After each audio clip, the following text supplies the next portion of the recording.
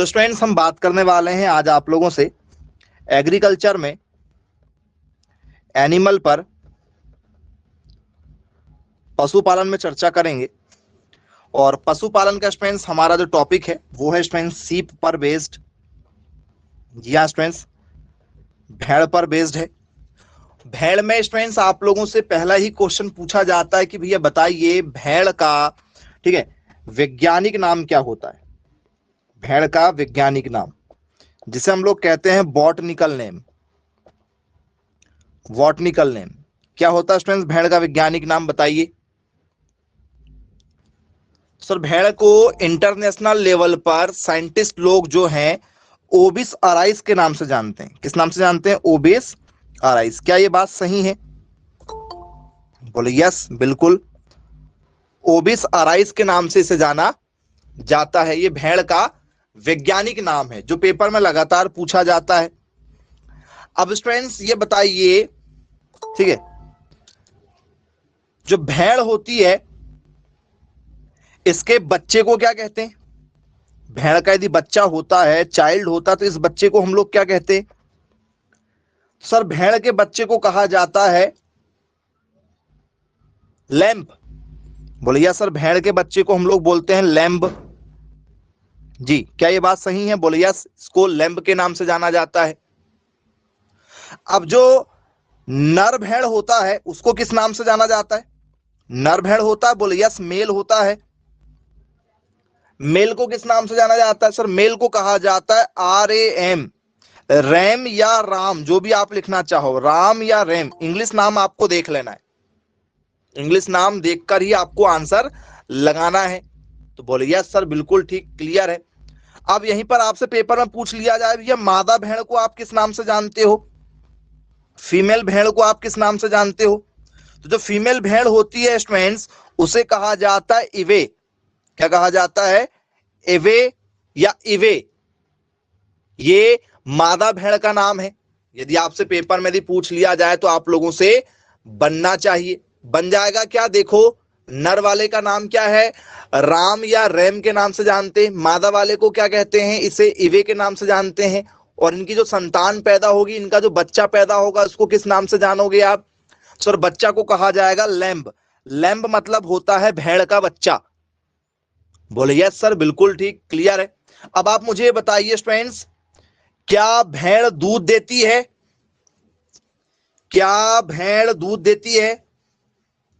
बोले हाँ सर, बिल्कुल भेड़ दूध देती है। हालांकि उसके दूध की हमें ज्यादा आवश्यकता नहीं है, लेकिन फिर भी भेड़ दूध जरूर देती है।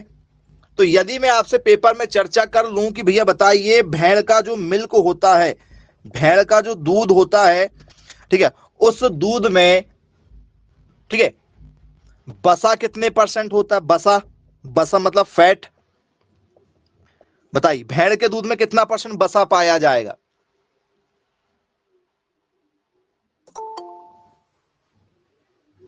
एनीवन? तो भेड़ के दूध में लगभग लगभग 7% के आसपास, आपको 6.9 ऑप्शन ज्यादा मिलता है पेपर में, 6.9%। तो 6.9% को आप राउंड फिगर चाहें तो 7 लिख सकते हैं। 7% बसा पाया जाता है। इतना बसा जो है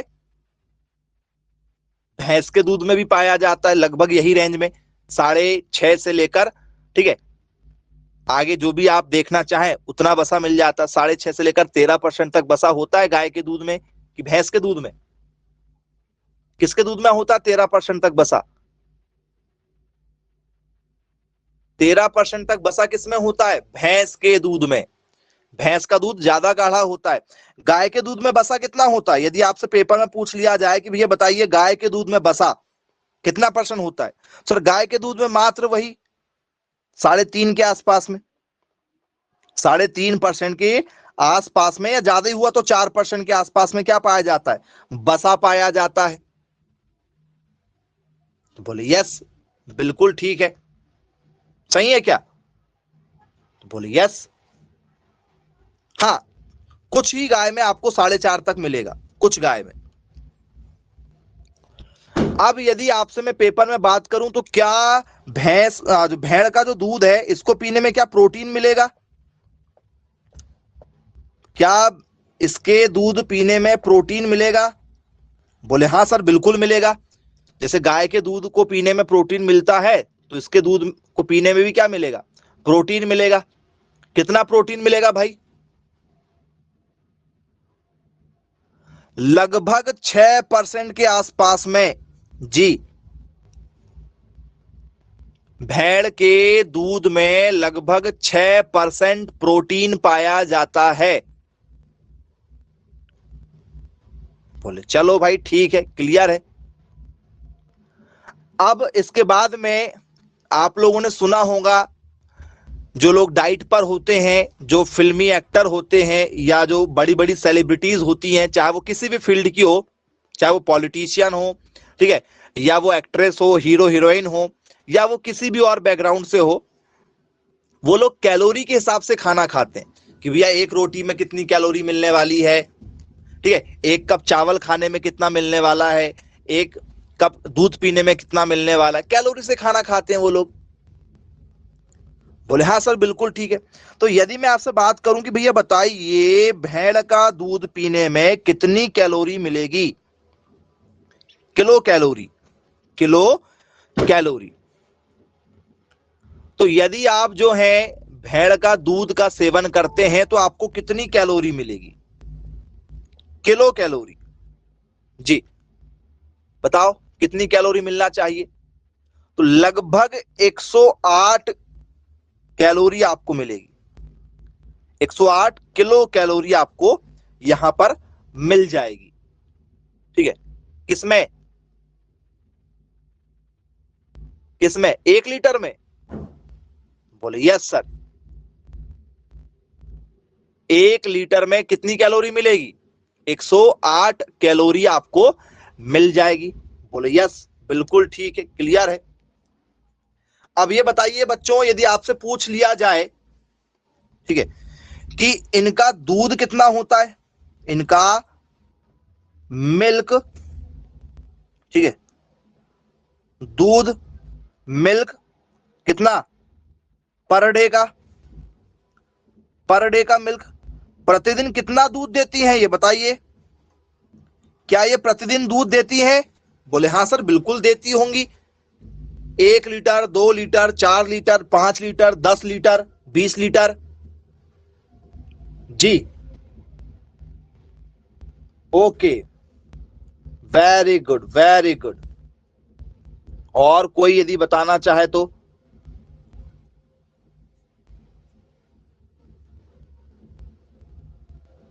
नहीं मालूम?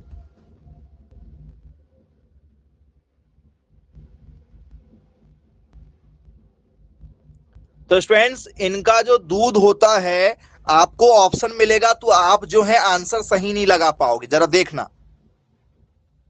ठीक है, क्या ये स्टूडेंट्स 1100, ठीक है, लीटर दूध देती हैं प्रतिदिन का?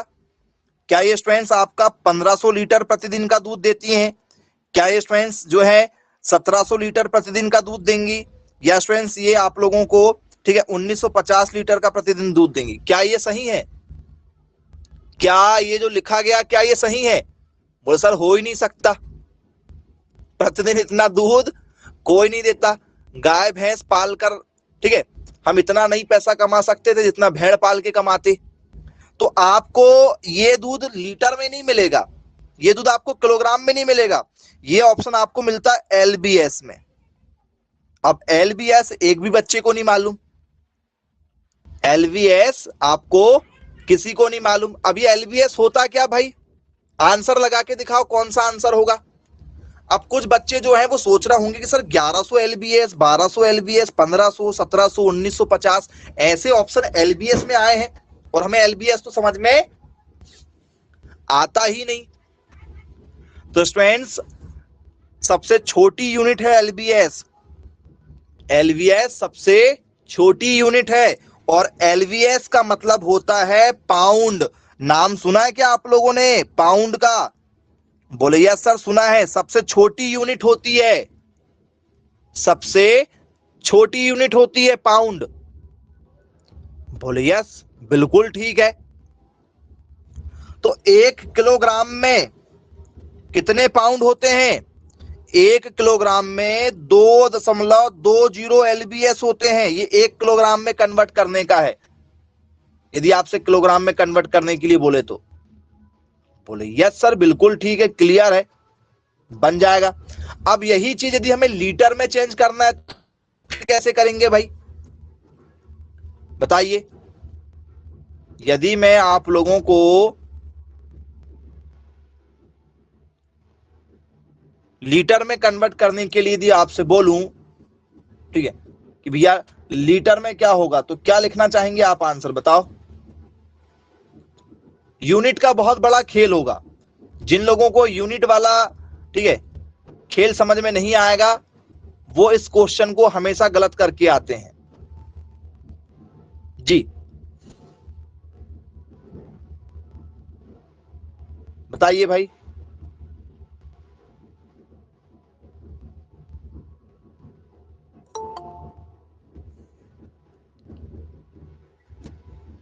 क्या होगा यदि मैं आपसे यहां पर पूछ लूं कि भैया 1 लीटर बराबर कितने LBS, कितने पाउंड, 1 लीटर में कितने पाउंड होते हैं? एक भी बच्चा अब इसका सही आंसर नहीं दे पाएगा। यदि आपको लगता है कि वास्तव में, ठीक है, हम सही बोल रहे हैं, तो जरा बताओ क्या होगा राइट आंसर, किस आंसर के साथ इसमें आप जाना चाहेंगे?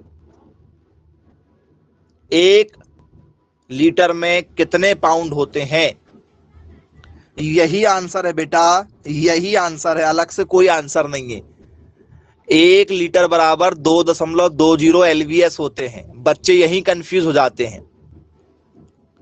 साइंटिफिक जब मापतोल होता है तो कई बार आपको दूध किलोग्राम में मापने के लिए बोल दिया जाता है, तो कंफ्यूज नहीं होना है आप लोगों को। दूध को, ठीक है, आपके पेट्रोल को, डीजल को कई बार किलोग्राम में भी मेजर कर लिया जाता है, ठीक है। लेकिन यदि हम कम पढ़े लिखे हैं तो हम इसमें आपत्ति दर्ज कर लेंगे कि भैया दूध को किलोग्राम में थोड़ी मापते हैं, दूध को तो लीटर में मापते हैं। हालांकि मेजरमेंट यूनिट किलोग्राम भी होती है, मापा जाता है, ठीक है। तो इसमें जो करेक्ट आंसर बनता है वो बनता है 1100 LBS, 1100 LBS। जी हां, ये, ठीक है, एवरेज मिल्क देती है साल भर का, 1100 LBS साल भर का। बोले चलो भाई ठीक है, क्लियर है।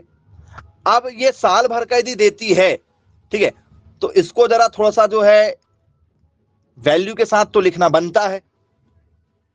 लीटर कितना होगा? तो फ्रेंड्स ये साल भर का लगभग 490 लीटर के आसपास में दूध देती है।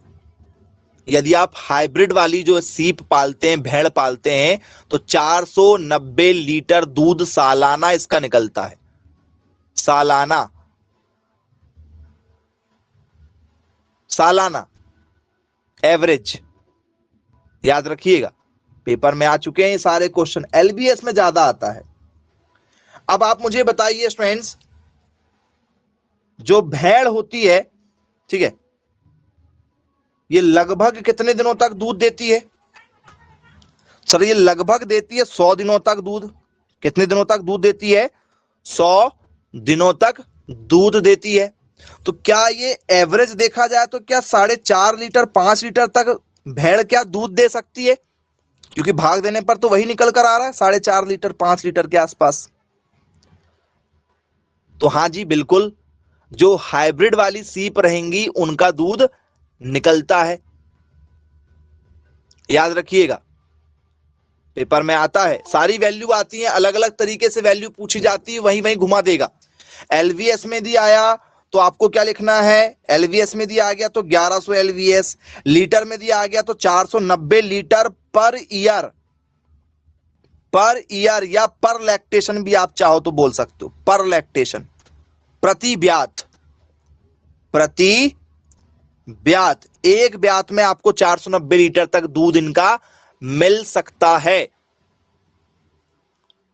और पर डे की यदि हम बात करें तो प्रतिदिन की बात करें तो सर प्रतिदिन लगभग 4-5 के बीच में, 4 से 5 के बीच में, क्योंकि दुधारू वाली भी भेड़ होती है जो दूध देती हैं, ठीक है। हालांकि हम भेड़ को क्यों पालते हैं सर? भेड़ को पाला जाता है ऊन पर्पस से। भेड़ को किस पर्पस से पाला जा रहा है? ऊन के पर्पस से पाला जा रहा है। तो बोले यस सर, बिल्कुल ठीक, क्लियर है। अब यदि आपसे पेपर में पूछ लिया जाए कि भैया बताइए, ठीक है, जो हमारी भेड़ होती है क्या इनका गुणसूत्र होता है? अब ये गुणसूत्र क्या चीज है? गुणसूत्र का मतलब होता है क्रोमोसोम नंबर। एक पीढ़ी से दूसरी पीढ़ी में जो हमें गुण मिलते हैं उनकी संख्या कितनी है? तो 2n बराबर 54 है। जैसे आप का जो चेहरा है वो मम्मी के तरफ या पापा की तरफ गया होगा, या नाना नानी की तरफ गया होगा, या दादा दादी के जैसे आप दिखते होंगे। बोले यस सर, फैमिली में हमारा चेहरा किसी ना किसी से तो लगभग मिलता जुलता होता है। तो ये पीढ़ी दर पीढ़ी गुण आते हैं ना बेटा, पीढ़ी दर पीढ़ी बीमारियां भी आती हैं। गुण कैसे आते हैं? जैसे मान चलो आपके परिवार में कोई गाने वाला होगा, तो आपको भी थोड़ा बहुत गुनगुनाना भले ही आए, लेकिन आपको जरूर कुछ ना कुछ आएगा, ठीक है। आपके पापा मम्मी की हाइट यदि ऊंची यदि होगी तो पक्का आपकी हाइट भी ऊंची होगी। ऐसा नहीं कि भाई आपके पापा मम्मी की हाइट 6 फीट है और आप जो है वो 2 फीट 3 फीट के निकल गए, ऐसा बिल्कुल नहीं होगा। यदि आपके पापा हैंडसम है, मम्मी ब्यूटीफुल है, ठीक है, तो आप जो है वो क्रिस गेल जैसे काले पैदा नहीं होंगे, आप भी उन्हीं के जैसे ही रहेंगे। तो ये जो गुण है ये पीढ़ी दर पीढ़ी आते हैं, वो होता है गुणसूत्र, जिसमें 2n लिखा जाता है। 2n क्या होता है? एक नर के लिए और एक मादा के लिए। तो नर और मादा दोनों की संख्या कितनी होती है? नर और मादा दोनों की संख्या होती है 2n इक्वल टू 54। तो भेड़ में एक पीढ़ी से दूसरी पीढ़ी में जब कोई भेड़ का बच्चा पैदा होगा तो उसमें कितने गुण मिलेंगे आपको? भेड़ के जो बच्चे पैदा होंगे उसमें कितने गुण ट्रांसफर होंगे? तो सर 59 कि 54 कि 57 ऐसे ऑप्शन मिलेंगे। 2n बराबर 59, 2n बराबर, ठीक है, 57, 2n बराबर 62, कितने गुण जाएंगे? सर 2n इक्वल टू 54 गुण जो है वो ट्रांसफर होते हैं एक पीढ़ी से दूसरी पीढ़ी के अंदर, ठीक है। तो आपके अंदर भी हुए, कितने हुए हमारे अंदर बताओ? 2n बराबर 46 हुए हैं। ये गुण जो है पीढ़ी दर पीढ़ी जाते हैं, ये गुण है जो अपने अंदर आते हैं, याद रखिएगा। ये आपके अंदर आए हैं गुण, मम्मी पापा दादा दादी नाना नानी के दोनों पक्ष के गुण आते हैं। हो सकता है हमारी शकल जो है वो मामा से मिलती हो, नाना से मिलती हो, नानी से मिलती हो, ठीक है, याद रखिएगा। तो दोनों पक्ष के गुण आते हैं। ऐसा नहीं कि भैया हम जो है केवल पापा के ऊपर ही जाएंगे, दादा दादी के ऊपर ही जाएंगे, हम जो है नाना पक्ष के ऊपर भी जाते हैं, क्योंकि पीढ़ी दोनों से चली आ रही ना। मम्मी तरफ जो है गुण वो क्या है? नाना साइड के हैं, और पापा तरफ के जो गुण हैं जो दादा तरफ के, तो दोनों पक्षों के गुण आते हैं और दोनों पक्षों की बीमारियां भी आती है साथ में, याद रखिएगा। दोनों पक्षों की बीमारियां भी हमें साथ में मिलती विरासत में। केवल विरासत में जायदाद नहीं मिलती है कि भैया मम्मी पापा की जायदाद मिल जाएगी, बीमारियां भी साथ में मिलती हैं, टेंशन नहीं, ठीक है, सब कुछ बराबर मिलता है। चलो, तो भेड़ का गुणसूत्र 2n इक्वल टू 54 होता है। बोले हाँ सर, बिल्कुल ठीक, क्लियर है। अब ये बताइए, पेपर में यदि आपसे पूछ लिया जाए, ठीक है,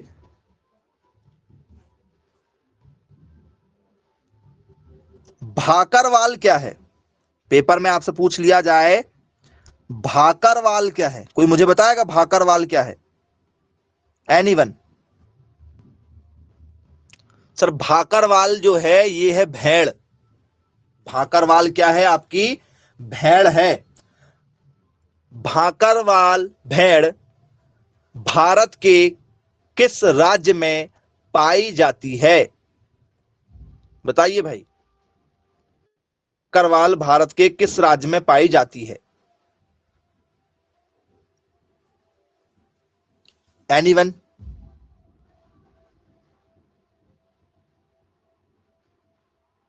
तो फ्रेंड्स ये पाई जाती है जम्मू कश्मीर में।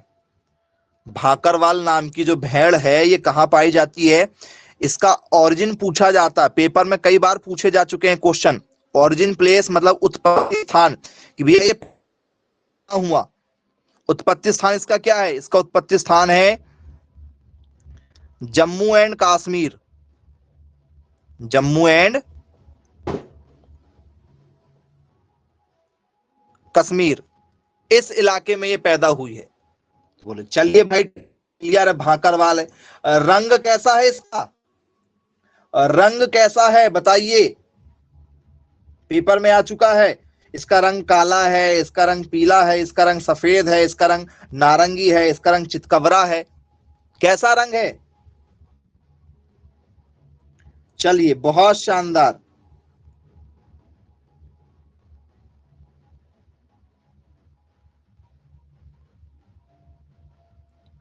व्हाइट रंग इसका आप बताना चाह रहे हैं। चलो मैं आपको दिखा देता हूं कि ये भेड़ जो है ये किस रंग की है। पहले आप देख लीजिए, ये स्टूडेंट्स आपकी भाकरवाल है। ये जो आपकी भेड़ है, भेड़ है। तो बोले चलिए ठीक है, क्लियर है। ठीक, बाल ज्यादा है ना इसमें, यदि आप देखेंगे बाल क्या है आपको ज्यादा नजर आ रहे हैं।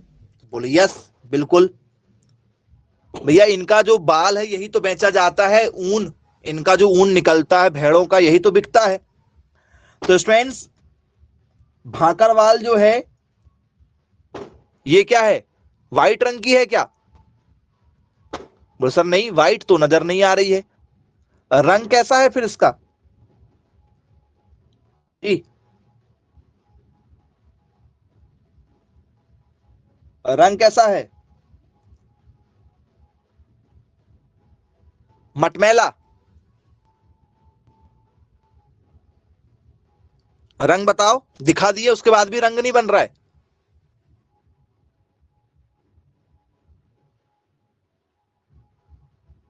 बताओ, दिखाने के बाद में भी दिया आपको रंग नहीं बन रहा है। क्रीम कलर, वेरी गुड, बहुत शानदार। भाकरवाल का आपने रंग कहा है कि सर रंग जो है ये क्रीमी वाइट है, क्रीमी वाइट है। बोले यस सर। क्रीमी सफेद है, सफेद तो है लेकिन क्रीम वाला सफेद है। बोले चलो ठीक, क्लियर है। क्या इसकी नाक आपको कुछ ऐसी मिली? नाक देखने में क्या कुछ ऐसी है इसकी नाक?